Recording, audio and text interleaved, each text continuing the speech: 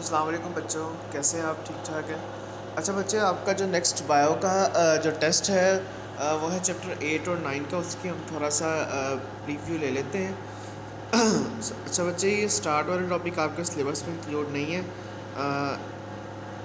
Components of human force जो है आपके सिलेबस में इंक्लूड है। सबसे पहले बच्चे आपको पता है मेजर कंपोनेंट्स जो हैं बच्चे वो चार हैं: कार्बोहाइड्रेट्स, लिपिड, प्रोटीन और मिनरल्स।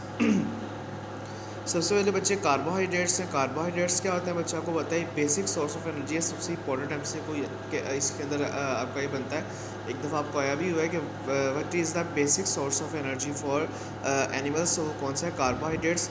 इसके अंदर ज़्यादातर आपने एमसीक्यू ही है, शॉर्ट क्वेश्चन या लॉन्ग क्वेश्चन भी आ सकता है, लेकिन इसके अंदर से एमसीक्यू भी बन सकते हैं कि हमारी डेली रूटीन की कैलोरीज जो हैं 2/3 जो है ये हमारी जो है वो हम पूरी करता है ये। उसके अलावा हमें ये इसका जो है इसके अंदर जो है 4 किलो कैलोरीज पर ग्राम होती हैं। उसके बाद बच्चे लिपिड्स आ जाते हैं। लिपिड्स की बच्चे कंपोजिशन पढ़नी है कि ये फैटी एसिड और ग्लिसरॉल से मिलकर बनते हैं। उसको इसकी दो टाइप्स होती हैं, सैचुरेटेड, अनसैचुरेटेड। दोनों के अंदर डिफरेंस बहुत ज़्यादा इंपॉर्टेंट है। नेक्स्ट है बच्चे प्रोटीन। प्रोटीन्स भी सेम कार्बोहाइड्रेट की तरह ही आपने इसको ऐसे लॉन्ग क्वेश्चन या शॉर्ट क्वेश्चन के तौर पर भी आ सकता है, लेकिन इसके अंदर एमसीक्यू ही मस्ट बनेगा कि आप सबसे पहले इसका स्ट्रक्चर के किससे मिलकर बनता है? अमाइनो एसिड से मिलकर बनता है। इसका कंपोजिशन पढ़नी है और इसका फंक्शन क्या है, ये कहाँ कहाँ पर जो है हमारे बॉडी के अंदर जो है पाई जाती है और इसका फंक्शन क्या है। उसके बाद बच्चे मिनरल्स।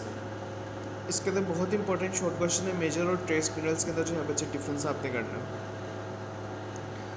अच्छा नेक्स्ट बच्चे, वाइटामिन का जो है ये टेबल जो है आपके सिलेबस में इंक्लूड है। वैसे पूरा वाइटामिन इंक्लूड नहीं है, तो हर वाइटामिन ए है, सी है या डी है, इसके आपने सबके सोर्सेज, फंक्शन और डेफिशिएंसी सिम्टम्स याद करने हैं। मेजरली इसका शायद लॉन्ग ना आए, लेकिन चूँकि पूरा सिर्फ टेबल इंक्लूड है, लेकिन शॉर्ट क्वेश्चन और एमसीक्यू इसमें से मस्ट आएंगे।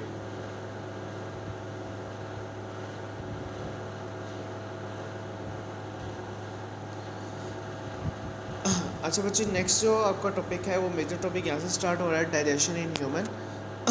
इस बच्चे डाइजेशन इन ह्यूमन के अंदर ये पहले जो 2 पैराग्राफ लिखे हुए हैं इसके अंदर एमसीक्यू आते हैं, लेकिन आगे जो ये 5 डेफिनेशन लिखी हुई है, ingestion, digestion, absorption, assimilation and defecation, ये बहुत ज़्यादा इंपॉर्टेंट है। इसके अंदर से हर एक डेफिनेशन जो है शॉर्ट क्वेश्चन के तौर पे आ सकती है। उसके बाद ह्यूमन एलिमेंट्री कैनाल। इसके अंदर ह्यूमन एलिमेंट्री कैनाल के पार्ट्स के नाम याद करने आते हैं और साथ इसकी डेफिनेशन याद करनी है। अच्छा, उसके बाद आपका जो चैप्टर का जो मेजर लॉन्ग क्वेश्चन बनता है वो है oral cavity, selection, grinding and partial digestion. ये तीनों ये बल्कि 4 इसके अंदर पॉइंट्स है। चारों के चारों वैसे तो शॉर्ट है, लेकिन कंपाइल करके लॉन्ग क्वेश्चन भी आ सकता है। नेक्स्ट है बच्चे फेरेंक्स एंड एसोफिगस। ये भी बच्चे एक लॉन्ग क्वेश्चन के तौर पे आ सकते हैं, लेकिन इसके अंदर शॉर्ट क्वेश्चन भी हैं। जैसे कि स्वेलिंग के अंदर जब हम स्वेलो करते हैं तो कौन कौन से जो है हमारे मैकेनिज़्म होता है, हमारे जो है वो परफॉर्म करता है हमारा डाइजेस्टिव सिस्टम। उसके अलावा पेरिस्टालसिस क्या होता है। नेक्स्ट है बच्चे स्टमक, जो कि बहुत ही इंपॉर्टेंट शॉर्ट लॉन्ग क्वेश्चन है। इसके शॉर्ट क्वेश्चन ही बनते हैं। अच्छा कुछ अगर हम पहले तो इसके स्ट्रक्चर को बताएंगे कि कार्डियक स्फिंक्टर होता है, पाइलोडिक स्फिंक्टर होता है, इसकी शेप कैसी होती है, ठीक है, इसका वज़न कितना, इसका जो है वो साइज़ कितना होता है, ये कहाँ पर मौजूद होता है।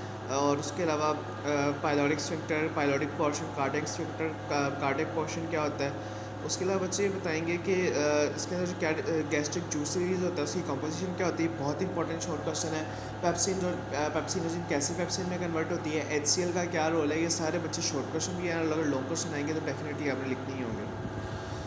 उसके बाद बच्चे आपने इसके अंदर ये बताना होगा ऑब्वियसली कि चर्निंग की वजह से चर्निंग क्या होता है। और उसके अलावा जो बहुत इंपॉर्टेंट इस टॉपिक का शॉर्ट क्वेश्चन है वो है काइम, कि काइम क्या होता है। उसके बाद है बच्चे स्मॉल इंटेस्टाइन। स्मॉल इंटेस्टाइन के 3 पार्ट होते हैं, ड्यूटेरम, जिजनम एंड इलियम। हर एक को आपने सेपरेटली जो है वो याद करना है। ड्यूटेरम आपको पता है फर्स्ट पार्ट, फिर जिजनम सेकंड और लास्ट में इलियम होता है। इलियम बच्चे लॉन्ग क्वेश्चन भी आता है अमूमन, लेकिन उससे पहले आपने ड्यूटेरम के अंदर वो कंपोजिशन याद करनी है कि ड्यूटेरम के अंदर जो है कौन कौन सी सेक्रेशंस होती हैं। जैसे बाइल सेक्रेट होता है, पेंक्रेटिक जूस सेक्रेट होता है, इंटेस्टाइनल जूस सेक्रेट होता है। तीनों के आपने डिफरेंट सेक्रेशंस जो है वो याद करनी है। उसके अलावा इलियम के अंदर एब्जॉर्प्शन होती है, कैसे एब्जॉर्प्शन होती है, कैसे मैकेनिज़्म होता है, कैसे विलस जो है वो अपना जो है रोल प्ले करता है, विलस का स्ट्रक्चर बताना होगा। सारा जो है लॉन्ग क्वेश्चन के अंदर आ जाएगा। उसके बाद है बच्चे लार्ज इंटेस्टाइन। लार्ज इंटेस्टाइन में बच्चा को पता है क्या होता है, एब्जॉर्प्शन ऑफ वाटर होती है एंड डेफिकेशन होती है। इसके भी 3 पार्ट होते हैं। सीकम, रेक्टम और कोलॉन। सीकम, कोलॉन और रेक्टम होते हैं बच्चे। इसके अंदर फीसिस की डेफिनेशन बहुत इंपॉर्टेंट है, उसकी कंपोजिशन आपने याद करनी है कि फीसिस के अंदर क्या क्या होता है। जैसे वाटर होता है, कुछ स्लॉटेड सेल्स होते हैं, उसके अलावा ब्लड होता है और बैक्टीरिया होते हैं, ये उसकी जो है कंपोजिशन होती है। उसके अलावा बच्चे देखना है कि वाटर की एब्जॉर्प्शन कहाँ पर होती है, और उसके बाद जो अनडाइजेस्टेड फूड मटेरियल होता है, फूड मटेरियल होता है, वो कहाँ पर स्टोर होता है, रेक्टम में स्टोर होता है। उसके बाद एनएस के थ्रू जो है वो उसको सेक्रेट कर दिया जाता है, एक्सक्रीट कर दिया जाता है। इस चैप्टर के बच्चे लास्ट टॉपिक है रोल ऑफ लीवर। लीवर क्या है, एक लार्जेस्ट ग्लैंड है बच्चे। पहले इसका स्ट्रक्चर बताना है, फंक्शन लास्ट में आएंगे। रोल ऑफ लीवर, ये कॉल ब्लैडर इसके पास मौजूद होता है। इसका वेट इसका 1.5 kg होता है और ये फुटबॉल के साइज़ का होता है। उसके अलावा बच्चे इसके फंक्शन बताने हैं। सबसे मेजर फंक्शन इसका मल्सीफिकेशन है। उसके बाद ये सातों के सात फंक्शन, उनके 8 फंक्शन लिखे हुए हैं, आपने एज इट इज़ लाजमी याद करने। इसमें शॉर्ट क्वेश्चन भी आता है, फाइब्रिनोजन के बारे में पूछा जा सकता है, एमसीक्यू भी पूछा जा सकता है, डीमाइनेशन क्या होती है ये भी पूछा जा सकता है, और फैट सॉल्युबल विटामिन क्या होते हैं, वाटर सॉल्युबल विटामिन क्या होते हैं, ये भी पूछा जा सकता है। नेक्स्ट जो बच्चे हमारा चैप्टर है वो है चैप्टर 9 ट्रांसपोर्ट का। ये भी बहुत ज़्यादा इंपॉर्टेंट है, थोड़ा सा डिफ़िकल्ट है, लेकिन कोशिश कीजिए इसको याद करने की अच्छे तरीके से। ट्रांसपोर्ट सबसे पहले बच्चे ट्रांसपोर्ट प्लांट है, और ट्रांसपोर्ट हमें पता है कि प्लांट दो तरह की है, एक जाइलम के थ्रू है, एक फ्लोएम के थ्रू है। ठीक है, तो हम सबसे पहले ट्रांसपोर्ट ऑफ वाटर एंड आइन को देखेंगे। तो ट्रांसपोर्ट ऑफ वाटर हमें पता है कि ज़्यादातर रूट से होती है, जाइलम के ज़रिए से होती है। उसका हम स्ट्रक्चर डिस्कस कर लेंगे सारा, कि कहाँ पर एंडोडर्मिस क्या होती है, एपिडर्मिस क्या होता है, कॉर्टेक्स क्या होती है, रूट हेयर्स, पेरिसाइकिल, ये सारे जो है स्ट्रक्चर की हमने डेफिनेशन जो है और सारे का सारा मैकेनिज्म जो है वो डिस्कस करना है। उसके बाद बच्चे ट्रांसपायरेशन। ट्रांसपायरेशन क्या होती है, आपको पता है, loss of water from plant surface in the form of vapours. ये 3 तरह की होती है, लेंटिसेलर हो सकती है, क्यूटिकल हो सकती है, या स्टोमेटल ट्रांसपिरेशन हो सकती है। और मोस्ट कॉमन कौन सी है, स्टोमेटल ट्रांसपिरेशन। ये एमसीक्यू आ सकता है। उसके बाद बच्चे opening and closing of stomata, के कैसे सुबह के टाइम स्टोमेटा ओपन होते हैं, शाम में बंद हो जाते हैं, और पोटाशियम आयन की कंसनट्रेशन वाला सारा जो है डिस्कस करना है। चैप्टर 4 के अंदर एक दफ़ा हम ये पढ़ के आ चुके हैं। अच्छा, ये फैक्टर्स जो है वो ये इंक्लूड नहीं है। नेक्स्ट है बच्चे ट्रांसपोर्ट ऑफ वाटर। इसके अंदर बच्चा को पता है कोहेरेंट टेंशन थ्योरी है कि कैसे जो है वाटर ट्रांसपोर्ट होती है through out the body of the plant by coherent tension theory. इसके अंदर एक कोहेरेंट टेंशन एडिशन सबकी डेफिनेशन आपने याद करनी है, और ये इसको एज ए लॉन्ग क्वेश्चन तैयार करना है कि कैसे ट्रांसपिरेशन पुल जो है वो इंपॉर्टेंट है ट्रांसपोर्ट ऑफ वाटर के अंदर इन प्लांट में। उसके बाद बच्चे ट्रांसपोर्ट ऑफ फूड, आपको पता है ट्रांसपोर्ट ऑफ फूड फ्लोएम के ज़रिए से होती है, और जो थ्योरी है जो इसको सपोर्ट करती है वो है प्रेशर फ्लो मैकेनिज्म है, प्रेशर फ्लो थ्योरी। सोर्स की डेफिनेशन, सिंक की डेफिनेशन, इनके जो है कॉन्सेप्ट को आपने समझना लाजमी। अगर सोर्स क्या होता है जहाँ पर फूड बनती है, और सिंक क्या होता है जहाँ पर फूड जाके एक्सपोर्ट होती है, ये सारा कुछ डिस्कस करना है। एग्जाम्पल भी आपने लाजमी याद करनी है। उसके बाद सारा मैकेनिज्म देखना है कि कैसे जब सोर्स से सिंक की तरफ फूड जा रही होती है तो कैसे वाटर फ्लोएम के अंदर एंटर होता है और प्रेशर जनरेट करता है, जिसकी वजह से वो अनलोडेड हो जाता है सिंक में जाके, और फिर एक कंसंट्रेशन ग्रेडियंट जनरेट होता है, जिसकी वजह से सोर्स जो है कंटिन्यूसली मूव करता है सिंक की तरफ। उसके बाद बच्चे ट्रांसपोर्ट ऑफ ह्यूमन आ गया है। सबसे पहले इसका जो टॉपिक आएगा वो ब्लड का आएगा। आपको पता है ब्लड हमारे जो एमसीक्यू इसके अंदर बनता है कि हमारी बॉडी के 1/12 इसका वेट होता है ब्लड का। उसके अलावा बच्चे के इसके अंदर कंपोजिशन देखनी है। इसके अंदर प्लाज्मा होता है और ब्लड सेल्स होते हैं। सबसे पहले प्लाज्मा की कंपोजिशन देखनी है। प्लाज्मा के अंदर आमतौर पे शॉर्ट क्वेश्चन भी आता है, लॉन्ग क्वेश्चन नहीं बन सकता, लेकिन एमसीक्यू जो है इसके अंदर बहुत ज़्यादा इंपॉर्टेंट है कि इसका कितना पोर्शन वाटर पर कंसिस्ट है, कितना पोर्शन सॉल्ट्स पर, कितना प्रोटीन्स पर, कौन कौन सी प्रोटीन्स हैं, कौन कौन सी प्रोटीन मौजूद है, उनका फंक्शन क्या है, फाइब्रिनोजन का क्या फंक्शन है, हीमोग्लोबिन का क्या फंक्शन है, हार्मोन्स का क्या फंक्शन है। ठीक है, ये सारा जो है आपने एमसीक्यू के तौर पर, शॉर्ट क्वेश्चन के तौर पर लाजमी इसको जो है याद करना है। उसके बाद बच्चे ब्लड सेल्स हैं, इनमें ये भी लॉन्ग आ सकते हैं। 3 टाइप्स के हैं, red blood cells, white blood cells और प्लेटलेट्स। अब रेड ब्लड सेल्स को एरिथ्रोसाइट्स भी कहते हैं। ठीक है, इनकी इसके अंदर भी एमसीक्यू है कि इनकी तादाद कितनी होती है। पहले इसके अंदर ये है कि इनके अंदर न्यूक्लियस नहीं होता, लेकिन जब ये बनते हैं तब इनके अंदर न्यूक्लियस होता है, लेकिन बाद में इनका न्यूक्लियस जो है वो ख़त्म हो जाता है। ठीक है, इनके अंदर क्या होती है, 95% हीमोग्लोबिन होती है जो कि ऑक्सीजन को ट्रांसपोर्ट करती है। इनका लाइफ स्पैन जो है आपने लाजमी याद करना है। अच्छा बच्चे, उसके बाद है white blood cells. White blood cells की वही सेम कि इनका आपने लाइफ स्पैन याद करना है।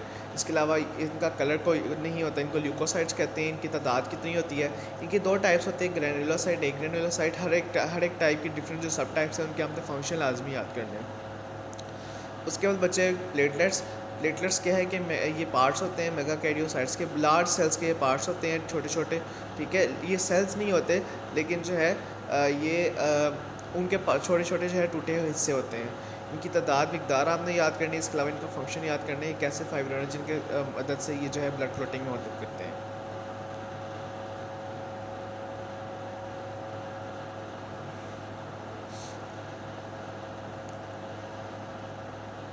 नेक्स्ट बच्चे जो हमारा टॉपिक है वो है ह्यूमन हार्ट। ह्यूमन हार्ट के अंदर बच्चे आपने जो है इसको एज अ लॉन्ग तैयार करने, लेकिन इससे बहुत इंपॉर्टेंट शॉर्ट क्वेश्चन भी है, जैसे कार्डियक मसल्स का फंक्शन क्या है, पेरिकार्डियम क्या होता है, किसके की जो मेम्ब्रेन होती है पेरिकार्डियम फ्लूइड का क्या फंक्शन होता है, कितने आर्टरी या कितने वेंट्रिकल होते हैं, कैसे हार्ट डबल पंप के तौर पे काम करता है, ठीक है। उसके बाद बच्चे सारा याद करना है कि पल्मोनरी कौन कौन से वॉल होते हैं, इसके अंदर ब्लड का फ्लो कैसे होता है, कैसे पहले राइट आर्टरी से राइट वेंट्रिकल में जाता है, राइट वेंट्रिकल से फिर लंग्स में, फिर लेफ़्ट आर्टरी में और फिर लेफ़्ट वेंट्रिकल में चल जाता है। इनके दरमियान में कौन कौन से वॉल मौजूद है जो कि ब्लड फ्लो को रोकते हैं। उसके बाद कौन कौन सी वेन है, कौन कौन सी आर्टरी हैं जो कि ये सारा जो है मैकेनिज़्म को जो है वो कंट्रोल कर रही हैं। उसके बाद बच्चे पल्मोनरी एंड सिस्टमिक सर्कुलेशन जो है इसकी डेफिनेशन आपने लाजमी याद करनी है। ये देखिए नीचे बनी भी हुई है कि जो पल्मोनरी का मतलब है जो कि लंग्स की तरफ है, और सिस्टमिक है जो कि पूरी बॉडी की तरफ है, मतलब हार्ट से लंग्स तक और लंग्स से दोबारा हार्ट तक, ये पल्मोनरी है, और हार्ट से बॉडी तक और बॉडी से दोबारा हार्ट तक, ये जो है वो सिस्टमेटिक सर्कुलेशन है। उसके बाद हार्ट बीट की डेफिनेशन याद करनी है आपने, कार्डियक साइकिल की डेफिनेशन याद करनी है, कार्डियक सिस्टोल, कार्डियक डायस्टोल, ये जो आरटीएस सिस्टोल, ये सारी डेफिनेशन जो आपने लाजमी एज इट इज़ याद करनी है। हार्ट रेट, पल्स रेट, इसकी डेफिनेशन भी बहुत इंपॉर्टेंट है। ये जो रिथमिक जो है expansion contraction of artery of blood, ये जो है पल्स होती है, ये बोर्ड में बहुत के लिहाज से बहुत इंपॉर्टेंट डेफिनेशन है।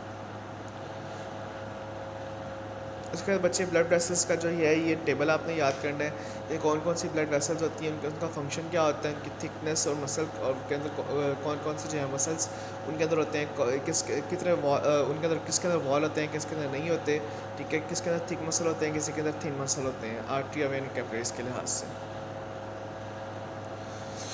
उसके बाद बच्चे जो लास्ट टॉपिक है वो है कार्डियोवास्कुलर डिसऑर्डर्स, इस आपके बुक का।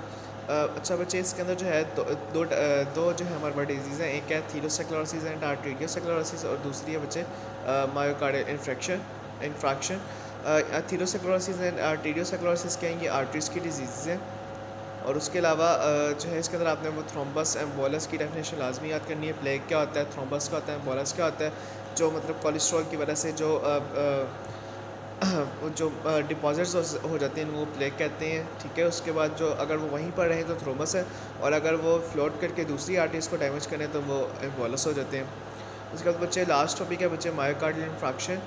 ये क्या है बच्चे, इसको आमतौर पे हार्ट अटैक कहते हैं, ठीक है। ये कहाँ पर होता है, ये जब जो है हार्ट के मसल्स को जो है ब्लड की सप्लाई जो है वो बंद हो जाती है, उसकी वजह से हार्ट अटैक हो जाता है।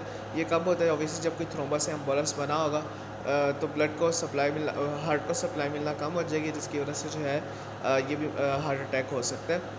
अच्छा, इसको कैसे क्योर किया जाता है, या तो इमीडिएटली ट्रीटमेंट किया जाए इसका, एस्प्रिन दी जाती है या कोई टैबलेट्स दी जाती हैं ग्लिसरल ट्राइनाइट्राइट की।